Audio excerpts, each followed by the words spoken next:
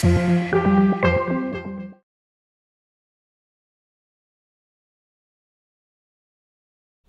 they don't come to the rare disease field necessarily because they're interested in science or trained in science. They came to it because they had to move it ahead. No one else is going to. Yeah. And so they get involved in research, and they fund it, and they have to be knowledgeable about it, and then they become aware of breakthroughs, possible breakthroughs. Some sort of theory sounds great. Some sort of early data looks confirmatory. It's a beautiful, beautiful hypothesis. And then they go forward, collect some data. It's looking even better. And maybe it gets confirmed at some early stage.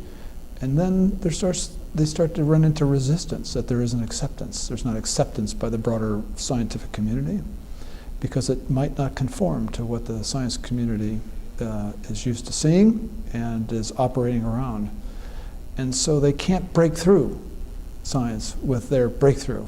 And that is, that's what we would say is normal science. They can't get through normal science. Normal science being this configuration of general theories and basic inquiries that conform to those theories, that generate certain questions, that form certain interpretations, that produce certain types of instrumentation. And it's very tough to break through that if your breakthrough doesn't conform to all those elements of normal science.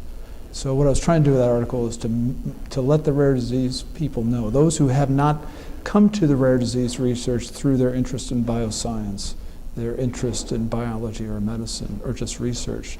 So let those that came to it because of an urgency and necessity, and that they should not be surprised if they have something, some sort of breakthrough that doesn't just go right through science and right into clinical adoption. There's a lot of work to do to break through with your breakthroughs. That was the point of that article.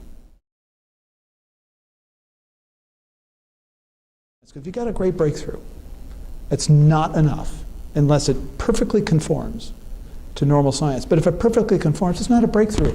It's just normal science, cleaning up the borders, solving a couple of remaining puzzles, minor puzzles. And to me, what rare disease is, what an important characterization of rare disease is this bottom up, and these are being pushed by people who don't know that. They believe these science people. They have complete and utter faith that if they have a solid finding, that it will carry the day on its own. It will not. And that's what I was trying to do.